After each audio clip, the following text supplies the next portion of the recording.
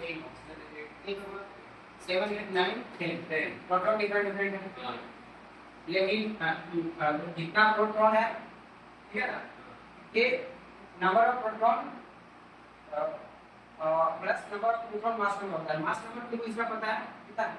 Nitrogen का 14, तो neutron हो जाएगा 7, सही है। इसका 18, 16 माइनस 8 18 हो जाएगा।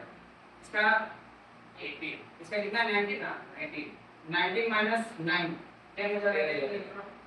तो न्यूट्रॉन हमें नहीं लिखना, इलेक्ट्रॉन ले, प्रोटॉन न्यूट्रॉन सब आ गया, इलेक्ट्रॉन ले, इसके कितने इलेक्ट्रॉन है? Number 10 but how? मैंने बताया था ना, how to find electrons in charge atom, कैसे find कर? Number of electron is equal to number of proton plus charge, ठीक है ना?